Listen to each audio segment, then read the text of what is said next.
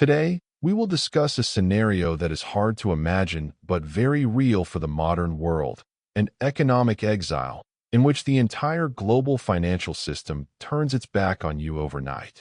Using Russia's experience after facing the harshest sanctions in history in February 2022, we will explore what it truly means for a country to be completely cut off from international payments and trade gates. In this text, we will see why the massive collapse expected by economists, a worthless ruble and empty shelves, did not happen, and instead how the economy mutated to survive. To understand how this strange financial Frankenstein, part bunker, part black market, part war machine, born from fear and necessity, was created, we must look back to the pre-war period. This is not just a financial crisis. It is the story of an economy adapting and transforming under the harshest possible conditions. Imagine waking up tomorrow morning and discovering that the entire global financial system has turned its back on you. Your credit cards don't work. Your bank cannot send or receive international payments. Your foreign savings are frozen. Your biggest clients stop answering calls. All the doors that once connected you to global trade are locked at the same time. This is not a normal recession. It is not even a financial crisis. This is economic exile. In February 2022, this is exactly what happened to Russia. The harshest sanctions in modern history fell like a steel curtain. Economists around the world expected the same result: total collapse, a worthless ruble, empty shelves, mass unemployment, and a return to the chaos of the 1990s. But the collapse did not happen. The Russian economy did not die. It mutated. It bent, cracked, adapted, and created a strange financial creature to survive. Part bunker, part black market, part war machine. A financial Frankenstein born from fear and necessity. And to understand how this happened, we must return to the period before the war. Russia's preparation did not begin in 2022. It started earlier, in 2014, after Crimea. The first sanctions were a warning. Moscow understood that in the modern world, money is a powerful weapon and dependence on Western finance is a vulnerability. So it began building Fortress Russia.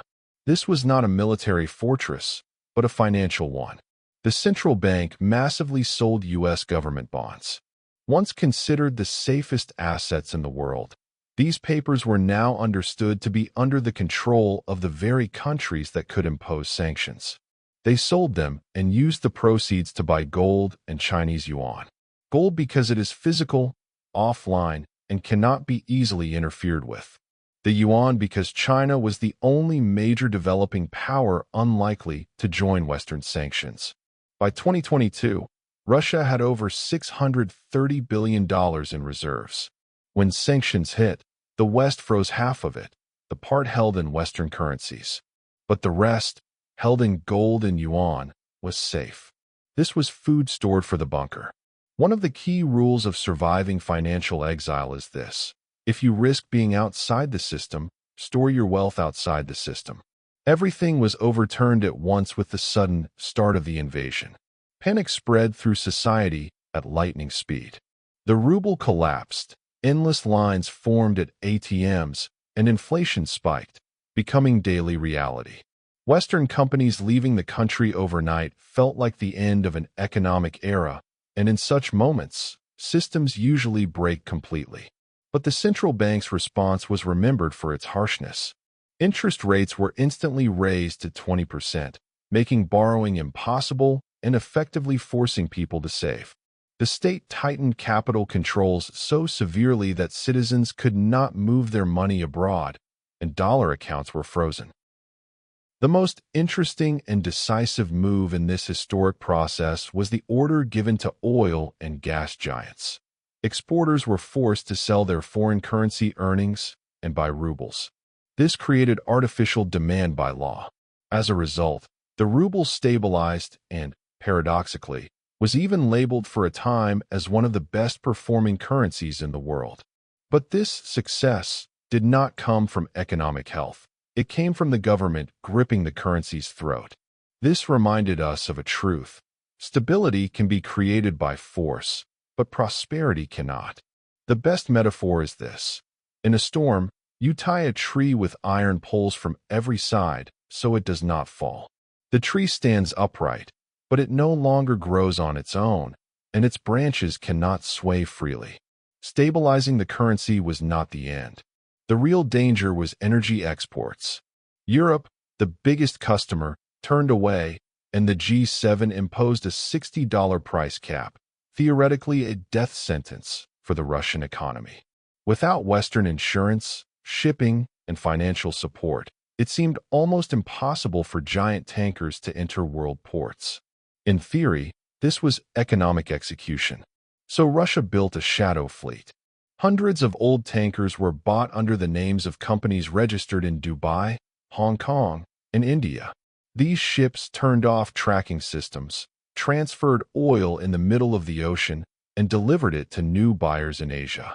It was risky, illegal by international standards, but effective. By 2023, a striking historical reality stood before us: a nuclear power running the world's largest uninsured oil fleet, a kind of global smuggling cartel to bypass sanctions. At the same time, sanctions tried to deprive Russian consumers of Western goods. No phones, no car parts, no luxury brands. Yet Moscow's shopping mall stayed open. iPhones still appeared. Cars kept running. The reason was parallel imports. In 2022, the government legalized gray market imports. Goods ordered in Turkey, Kazakhstan, Armenia, and the UAE were quietly redirected to Russia. Supply chains passed through 3 or 4 countries, hidden behind fake documents and shell companies. Inefficient and expensive, but functional. A free market does not like empty shelves. If demand exists, legal or illegal supply will find a way. Sanctions are only as strong as their weakest border. History's turning points often reveal themselves not only in grand events, but in small daily processes. Russia's recent economic story is exactly such a dramatic turning point. Cut off from the world of dollars and euros, Russia turned east by survival instinct. Chinese banks became its new financial arteries. Chinese factories, its main supply chains. This was not just trade partnership.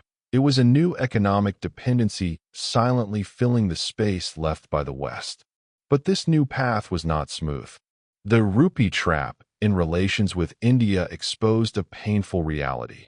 You can sell oil and earn billions, but if you cannot spend that money, it is just numbers gathering dust in bank accounts. Russia found itself in a dead end where selling was easy, but obtaining useful currency was difficult. On the domestic front, the picture was accompanied by a psychological imitation of normal life. The departure of McDonald's and Starbucks was not just the loss of fast food. It was the breaking of a symbolic link to a global lifestyle. Russia tried to fill this void with local imitations. An imitation economy replaced an integration economy. But history teaches us, you can copy a product, but recreating the ecosystem and spirit behind it is far harder. By 2024, we see that Russia has fully shifted into a war economy. 1/3 of the budget allocated to defense, factories producing shells and tanks day and night. Officially, this appears as GDP growth.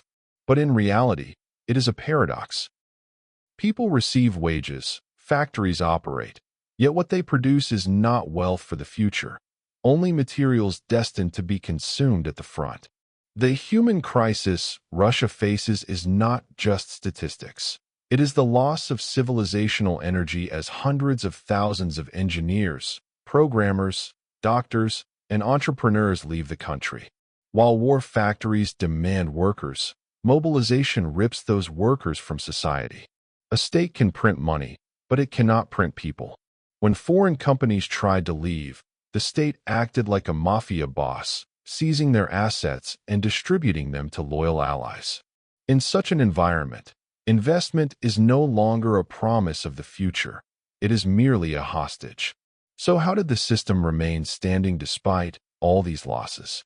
Yes, the economy did not collapse completely, but this survival story has a heavy price. Russia is no longer a power integrating with the West. It has become a partner dependent on China. It must sell raw materials cheaply and buy finished goods at high prices. Infrastructure is aging, skilled population shrinking, and paper economic growth lives only through war spending. Russia did not defeat sanctions. It adapted to them. It built a bunker, created a shadow fleet, constructed a black market, and a war economy. A financial Frankenstein assembled from spare parts. It lives, but rots from within. History proves that such creatures always demand their price, slowly, relentlessly, and inevitably. We are now watching the real and painful drama of a modern economy that, once isolated from the world, does not become stronger, but transforms into something entirely different just to survive. Thank you for watching us. If this topic was interesting to you, don't forget to like the video, subscribe to the channel, and activate notifications. In the upcoming videos on this channel, we will take a deeper look at history, economics, and the major processes shaping the world. Your opinions are important to us as well. Share your thoughts in the comments. Remember, those who understand the past build the future more correctly.